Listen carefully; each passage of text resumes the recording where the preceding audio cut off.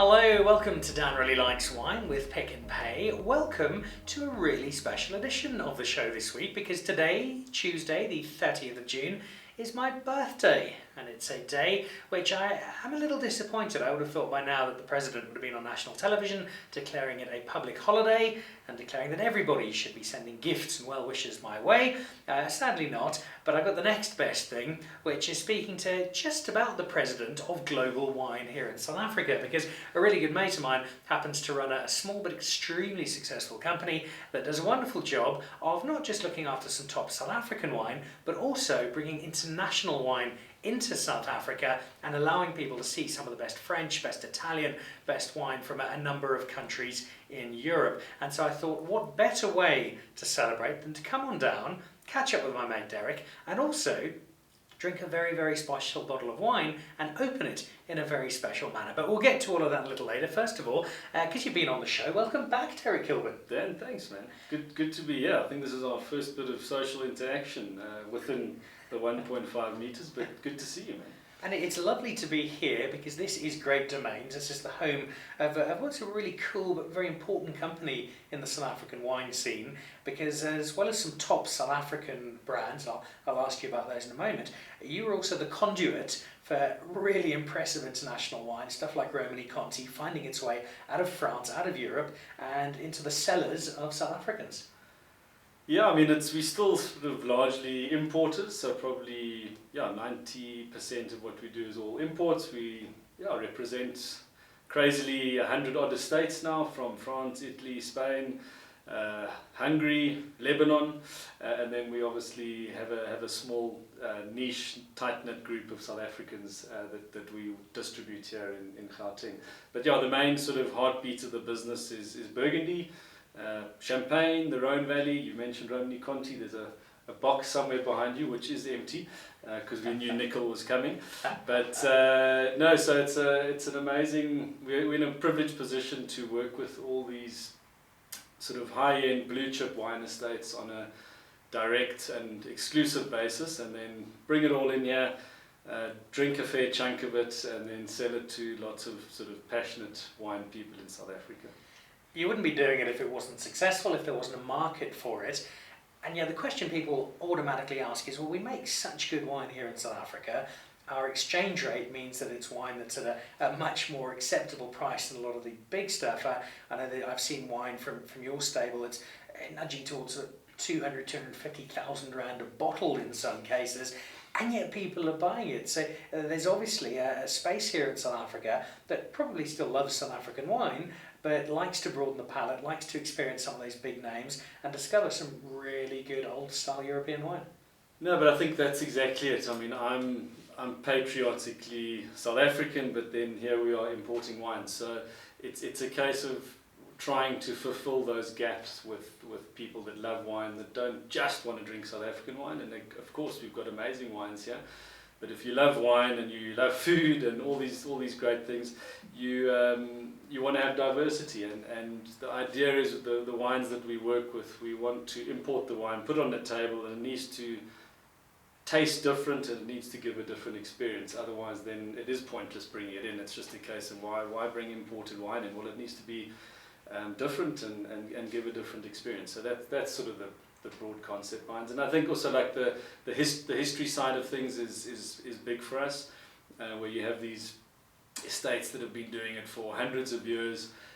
There's something that's special about that in terms of how long they've done it and why they've done it for so long, and then sort of putting that liquid in the glass and sort of sussing it out for yourself. So we have lots of fun doing it. So it's also nice to see when you compare it just how well the French are starting to come along with some of their top wines up there with our entry-level South African. No, but it's funny you say that, because a lot of the time you talk about price points, and yes, we've got some sort of value options on the international side, but I do think sort of up to a certain price point, there's not many places in the world that can compete with South Africa as a sort of a quality and a sort of value option. So I was sort of, I mean, whatever that limit is, but I think sort of up to sort of the 200 Rand a bottle, just as a broad sort of sweeping statement, South Africa can just offers so much, and I think the European equivalent, bringing it in here, that starts to get quite tough in terms of, let's say, competing with the South African version. But I think when you get to that premium price point, let's say from 500 Rand and above, that's where I think the sort of the best of what Europe has to offer really becomes really relevant, because these are often price points that have been built up over centuries, and there's less sort of a marketing angle to the price point, and it's something that sort of wine lovers should aim to get in their glass at least once every while to sort of evaluate and decide whether they think it's worth it. But we certainly do. So. Let's have a quick look before we start drinking some of this fabulous wine. A quick look at the South African wine that you have. I was drinking with some international clients on a virtual tasting over the weekend, some of Duncan Savage's Red, that Syrah, which is just glorious. Wine, yeah. And you've got quite a carefully selected group of people you represent. You've also got a young guy called Kilpin who makes some fairly decent wine. It's a really special collection of people you work with. Yeah, I think we again, like with the international stuff, we're very lucky to work with who we do, and I think when we made the decision 5 odd years ago, it was important for us. I mentioned the patriotism, but it just felt right. We wanted to be in the industry and involved with some of the wine estates. So we made sort of it was a simple criteria. We needed to love the wine and then love the people. And we sort of, I think at that stage we said, after a full day of working in the trade, selling wine and trying to sell to restaurants, do you want to have a beer with that person that makes the wine? So that was the criteria. So yeah, it's 7 farms, including an annual allocation that we get from Kilpin, and then some other amazing wines. Newson Johnson, in the Heermel Kiermont, who we work with, Colmont in Franschhoek, Duncan Savage, David and Nadia Sadi, Donovan Rahl, and then the Enigma that is Pieter Walser from Blank Bottle. So yeah, we've got a really nice group of people and amazing wines, so that's also the bonus. So. Now we've got a couple of those guys on the show. We've got a few more on the way. We're working on those and we're looking forward to that. But right now I'm looking forward to this particular wine, and there's something very special with the way we're going to drink this wine, because normally it would be open up the bottle and then bang, you've got a moral obligation to finish it all off. But you've got a really cool product that I'm starting to see a lot more of in the broader industry that allows you to drink a little wine but not have to finish the entire bottle, not just that day, but indeed that month or possibly even that year. Introduce us to the Coravan. Yeah, thanks Dan. I mean, we've been working with this device for the last, what's it now, already probably 2-3 years. And yeah, I mean, I'm not a sort of a gizmo or gimmicky person with regards to wine apparatus and things, but this was something that we came across when we were overseas, and I think the sort of reality of what impact it had was when we were at a fairly decent dining establishment when we were traveling, and the sommelier poured the wine through this contraption. And yeah, the inventor's a guy called Greg Lamprecht, and it really is something that has pretty much taken the fine wine world by storm, and for all the right reasons. We always get the retort is, oh well, we want to pull the cork and drink the bottle. So do we.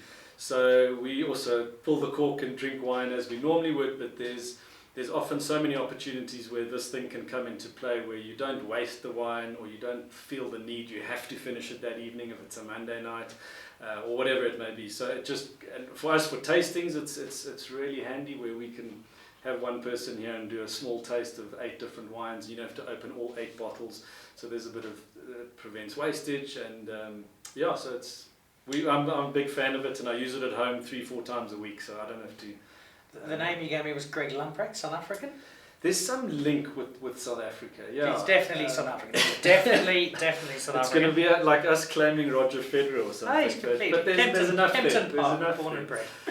All right, well, you've talked it up, bring it out, yeah. And most importantly, showed how it works. So just a precursor here, Derek has very kindly given me one of these for my birthday, which was rather nice of him, but I don't have a clue how it works. So this is not just showing all of you about the Coravan, but also giving me my instruction. So this is it, yeah. So it's pretty basic. They've kept in terms of its functionality, and inside here you've got a capsule which is filled with neutral argon gas, and then you have the needle here, which is going to go into the cork, which I'll show you now. Greg Lamprecht, there's a nice backstory to him being is a doctor and a spinal surgeon, where he knows all about needles. So there's a cool backstory to it, and he basically came up with this product. I think the first proper workable commercial prototype was after 10 years. So it wasn't something he had to sort of commercially make sure it worked after 2 years. It took a long time to get to this point, because it's quite scientific to make sure that it works. And it stemmed back from his wife being pregnant, and she wasn't there to help him finish the bottle every day. So he was like, how do I get access to these great wines but not have to drink a whole bottle every day by myself? So anyway, so here it just literally has got that functionality of you just extend it to its fullest. And this little trigger here activates the gas, which then obviously goes up and then down through the needle and into the wine. So basically the idea is the liquid that you end up getting out of the bottle is replaced by neutral argon gas, which as a result of that, after you've taken the liquid out, the wine is then unchanged for however long period of time. So these bottles here, you can probably see that on camera, it's half full, and this was a bottle. So what we like to do is we put a label on the back and just record when we took liquid out, just as it's quite fun, and you know how technically old it is. So this bottle, 25th of September last year is when we took some liquid out. So that's what 9 months. So 9 months ago. So let's hope it still tastes right. No, I'm joking. It should be fine. So you literally, there's a clamp here, like that. You put it over the bottle, and before you put it flush onto the top, you just raise it a bit, and you just tap the gas, which you hear. And the only reason why you do that is, and now you fill the needle with the argon gas, so that there's not that sort of 10 mils of oxygen which you then put into the wine, which then could make it oxidize over time. So now it's totally neutral. And then just with the palm of your hand, you literally just push vertically downwards. Shows you haven't been to gym in a while. Then once you've done that, you just pour it as you would normally pour it. But obviously now the needle's through the cork, and you want it to be submerged in the liquid, so it can't come out. And then to get it access to the liquid, you just tap it once. And depending on how thirsty you are, if you want it to come out quicker, you can pump the gas. But if that's enough, then you can just... It's amazing. So the wine is coming out as that's happening, the gas is going and replacing it, and the environment inside that bottle is staying exactly the same. And then obviously, let me pour you some there, Dan. I'll just pour you a drop. So this is what happens when Q at James Bond Central hasn't got anything to do. And when he's on lockdown. When there are no exploding watches and invisible cars, he's making brilliant wine technology. And then you just pull it out like that, and that's it.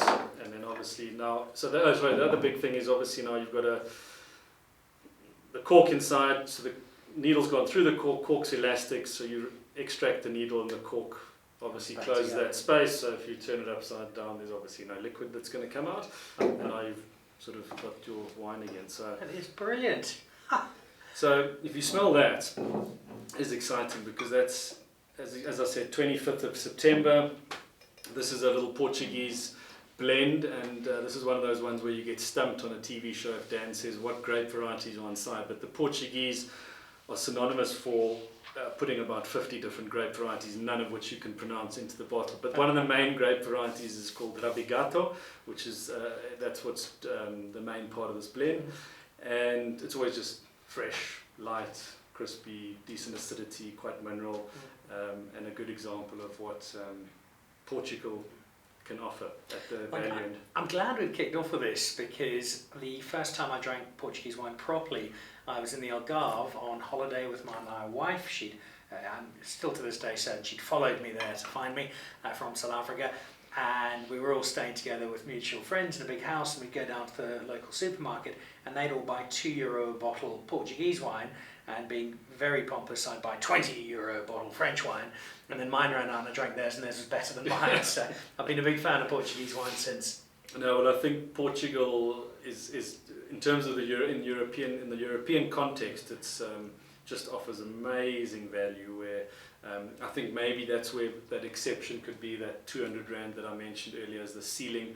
But I still think you can get really good Portuguese wine, still imported, and it can still offer something. And also it's different grape varieties, so this is a bit of fun. Actually, the lady that makes this is her name is Rita Marquez, and she's actually done a few vintages with Mark Kent at Bodegas Muga. So that was actually the link. He introduced us to her, and she's a young, dynamic winemaker making amazing wines from her estate in Portugal.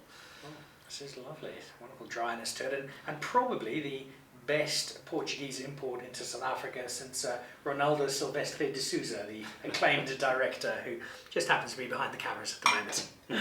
All right, so I think that's the beauty of it. And I haven't had this. The last time we took wine from the bottle, so we had it September, and then 16th of October we took another bit out. Yeah, there's nothing to suggest that that's been left out in the open. And that's what's normal bottle. After 2 or 3 days, it gets that mustiness to it, and I believe, I'm not sure I've ever had a bottle that's lasted 2 or 3 days. How much you'll use this, but no, I think that with all the tasting that you're going to do, that you do, it should add. But also for me, I'll buy a case of wine and I'll want to try it, but I know I've got 6 bottles. It's 5 years in as a Chenin, but I think it's going to last 10. So rather than opening one and having to drink that whole bottle, I can just give it a quick sample. And, yeah, nice, but I don't need to try this for another 6 months. That's exactly it. And I think the big thing with this device is that it's only as good as its cork, if you could put it that way. So if you've got a bad cork, which on good wines shouldn't happen often, then you're in the pound seat. So, and it's more sort of meant for wines at sort of a higher level, I suppose, just because obviously there is a cost to the gas. It's not exorbitant, but in terms of from sort of maybe, I don't know, 250 Rand and upwards a bottle, that's probably where it becomes really relevant. On the less expensive bottles, it could get a bit more expensive relative to your gas cost. But this is designed Michelin-starred restaurants. It's sort of eureka moment for them, because they can just offer anything by the glass with no wastage on these special bottles. So, yeah. I'm itching to see how it works myself, but I'm going to get one more lesson from you. One more. As you do that, I just want to make it very clear. I know Jason Goliath, the comedian, watches this show a lot. Jason, you cannot use this for box wine. It doesn't work for a pub suck, just so you know. So we've got that but does Jason, does he drink wine from with a screw cap? Because ironically, this does work on a screw cap. Really? Which, but how does the cap come back together? I should have actually brought one, but very simply, on a screw cap, you'll unscrew it, the original cap, and then that you toss away, and then there's actually a little replacement screw cap which you then screw on, and that's made of silicone. So it's not, so they sort of guarantee that up to about 3 months in terms of longevity in the bottle, but you can still use it on a screw cap. So it's obviously being used a lot more in the countries that have adopted screw cap, like the Australians, the New Zealanders, where it becomes really relevant. And I use it on a bottle of Felicity Pinot Noir, their sort of entry-level Pinot, and we forgot it in the cellar, and it was 6 months old under screw cap, and I thought, okay, we'll probably have to throw it away, and we poured a glass, and it was probably at about 95% in terms of its freshness. So it does work. So pub suck, not so much. Okay, so we just extend it to its fullest. Again, just leave a little gap, and before we put it flush on the top, we just tap the gas. Obviously it's working, and then it goes flush, and then with the palm of your hand, just direct vertical pressure, like that. And then again, just pretend you're doing it as if pouring a normal bottle of wine, but so you literally tilt it over the horizontal. Just remember, the wine can't come out until you've pushed the gas. A small quick tap, and there it is. So some fabulous fruit on this. So again, this is and it's fun to do this because this wasn't planned, because we just said let's get a few bottles to try them, and that's why these labels are so important. Well, certainly just for us learning about the product. So this is also, what does it say, 25th of September last year.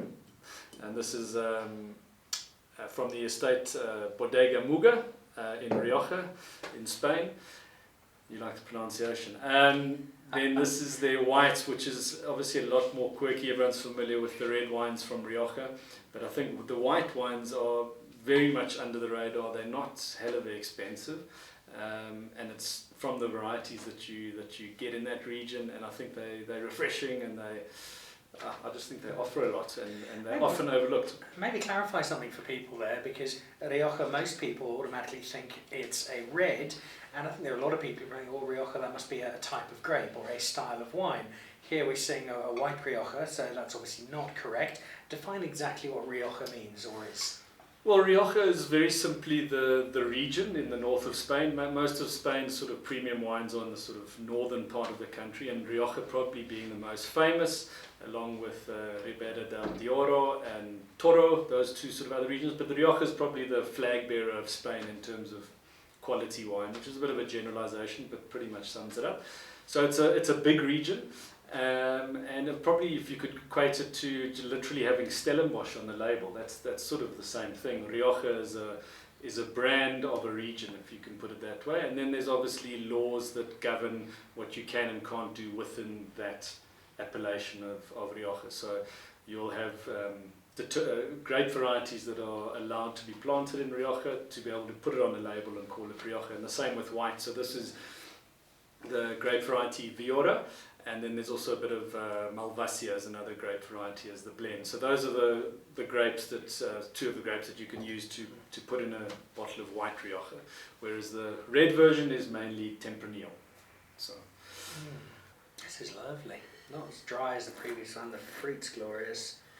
But I think what really blows me away is that this is a bottle of wine that was opened 9 months ago. It should be rubbish, and it's not, because of your piece of wizardry. Well, not my Mr. Lamprecht, the South African inventor. All right, so before you send in your aggrieved letters and start calling your local member of parliament, not only did Derek and I both sanitise well before we started, we sanitised the caravan as well, so we are in a healthy and sanitised environment, and Ronaldo, my director, gets dipped in a sheep dip twice a day just to make sure he's absolutely fine, which means we can move on to our penultimate wine, and this one goes back to December 2019, so 6 months old, and let's make sure I get this absolutely right. So I've got it up, then I want to open it up, not quite put it at the bottom, and just give it a little tap. Ooh, sort of the sound my dog makes when he thinks I'm not looking.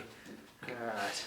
So sometimes it's easier if you, I don't know if it affects the camera, if you stand and sort of go, because one of the tricks is when you put the vertical pressure down, if you do it at the wrong angle, the needle can break. One can replace the needle, but you'd prefer not to. Yeah, but Alright, let's see if I can manage it. I'm not as strong as Derek, who, when he's not socially distancing, can go to gym 4 times a day. Take out my finger. No, good job. This is the first time I've ever used a caravan, so there we go. Good job then so far. Hold it over. This one's had a little more wine taken from it, and then it's just da da da da da da. Ha ha! Now normally you have to go on a 6-week course in Switzerland to do what I've just mastered in about 15 minutes. Yeah. So this is Rosso di Montalcino, who until recently I thought had 4 seasons with Juventus, but turns out is actually a wine. What I'm most interested with European wine, we have a certain understanding on a South African label. We know that Stellenbosch is where it comes from, and Warwick is the name of the estate, and Cabernet Franc is the grape, and 2016 is when it's made. Whereas we suddenly look at a European label, and there's a good example there, there's so much on that label that it doesn't fit into the template that we know as a South African wine label. So what does all that mean on the front?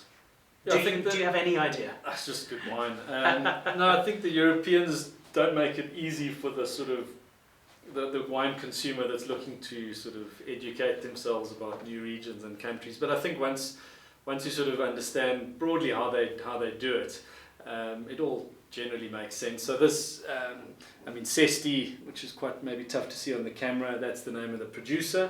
And then Rosso di Montalcino is the name of the wine. It's from Montalcino, a little hilltop town in Tuscany. The vintage is 2006, so that's straightforward, and that's pretty much it. So I suppose the most obvious thing is, what is Rosso di Montalcino and how do you know? So that requires maybe just one question or one little Google to know what that is. But this is 100% Sangiovese. It's Tuscany's grape variety, Sangiovese, and for those of you that might have heard of a wine called Brunello Di Montalcino, that would be the bigger brother of this wine, and this is the Rosso, which is the one that you would drink a bit earlier, from their sort of younger vines. That's something a bit more supple, that's easy to drink early on, but 100% Sangiovese. So it is a big thing between Old World and New World. You pick up a bottle from Argentina, from Australia, from America, from particularly South Africa, and straight away it's Chenin or it's a Cab Merlot. Whereas you pick up a bottle in France and Italy, we automatically look for that grape, and they don't tend to let you know what that varietal is. No, it definitely makes it harder, and I think it's often just a historical thing where these places go back. So it goes back to centuries ago, where people just know what the grape is, because if you live in Tuscany or this area, the grape is Sangiovese, so why put the grape on the label? We all know it's Sangiovese, but the rest of the world doesn't.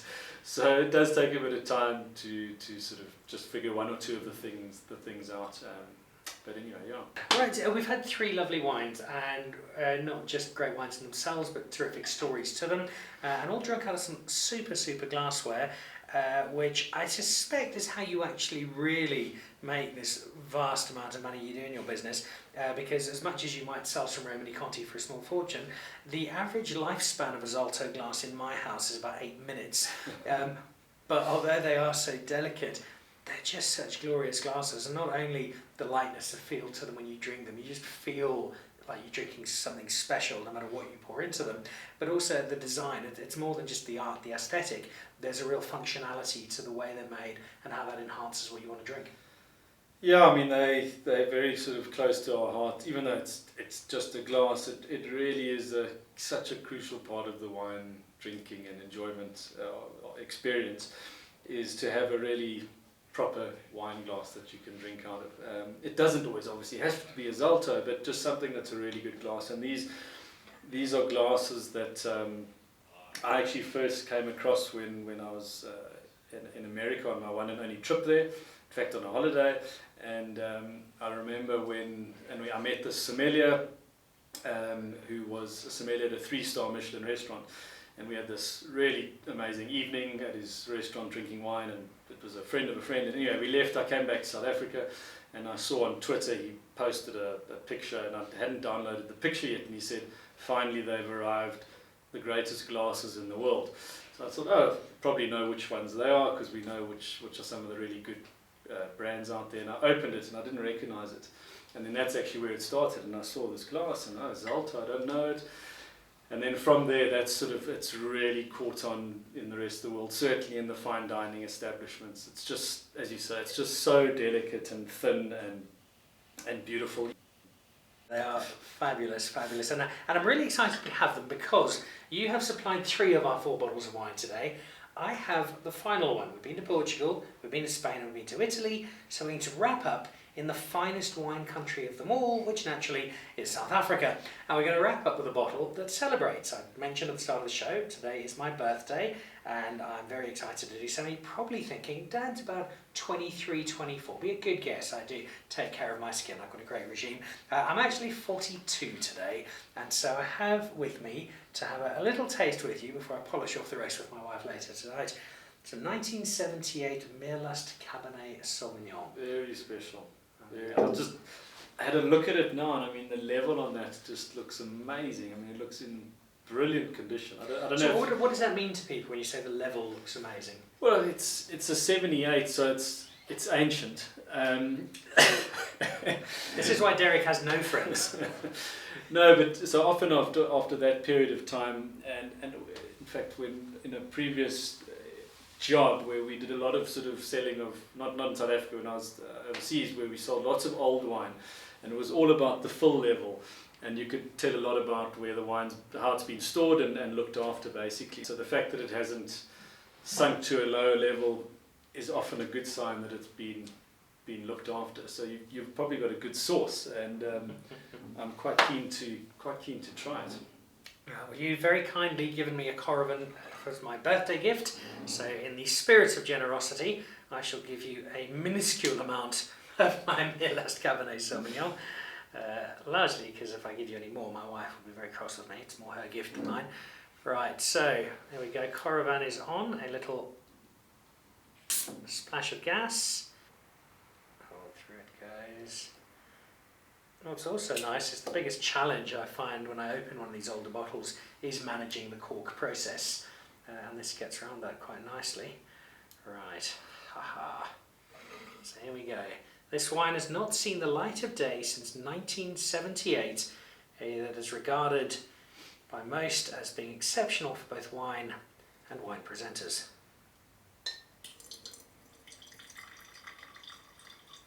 Okay, it's definitely got that old rustiness. I'll give it a tiny taste more.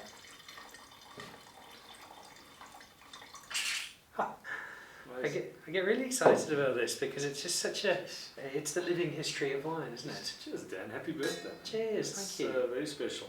Very special. Mm.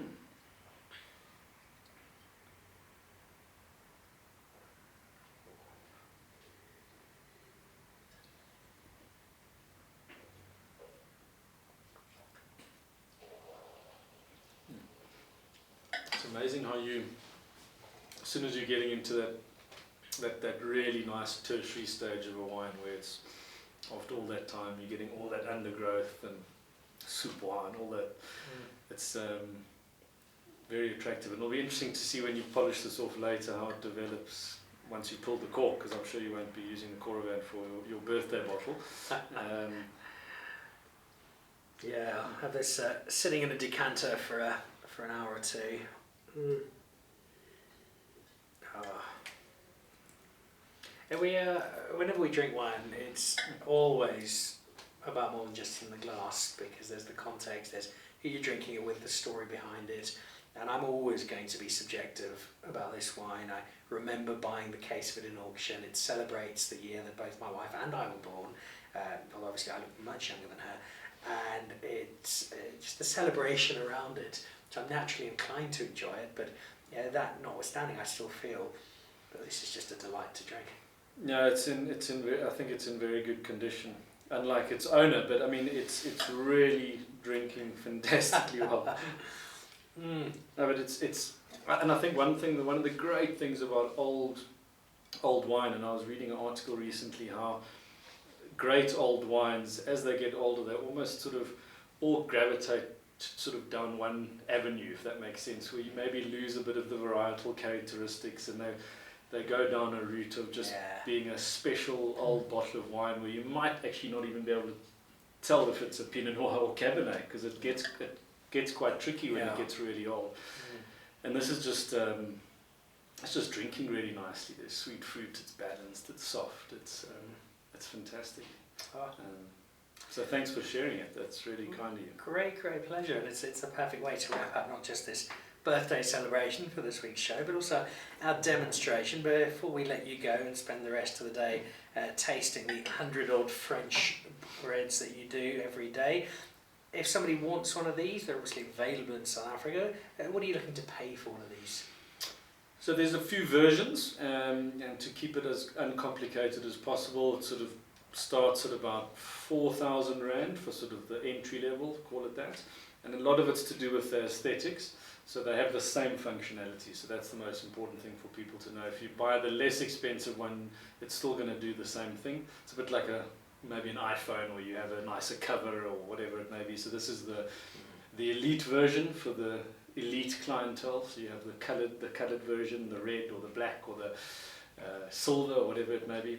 And so it goes from about 4,000 to about 6,500. Derek, thank you. This has been a wonderful way to spend part of my birthday, learning a bit more about not just the wine you do, but about some European varietals, getting a proper lesson on how my new Coravan works. I'm very excited to have it, and also to go all the way back to 1978 and celebrate a glass with you of something very special from Meerlust. No, well, it's always a pleasure sharing some wine with you, and thanks for having me, and enjoy the rest of your birthday. I'm sure the bottle will go down well. Indeed it will. So that wraps up this week's show. Remember to jump online and have a look at the Pick n Pay online wine store. There's some great selections to be had, and if you're a wine club member, which you should be, because it's absolutely free, there are great bonuses to be had as well. And when you're in Pick n Pay, especially some of the bigger stores, have a look at some of the international wine as well. Yes, we're huge advocates that Dan really likes wine of South African wine, but they do have a couple of very nice international options as well, just for a bit of balance and a reminder that South Africa still does it best. And if you want to have a look at exactly what Derek and his team are doing, Great Domains is the company, and you can run through their selection or find it at many, many top restaurants. And also through Great Domains, find yourself a Caravan, which is a really cool addition to the Serious Wine Drinkers collection. And so, from a newly 42-year-old Dan Nicol, thanks for all the support of Dan Really Likes Wine. Thanks for another terrific year of sharing wine with me, enjoying it and discovering it. And I look forward to many, many more. Cheers.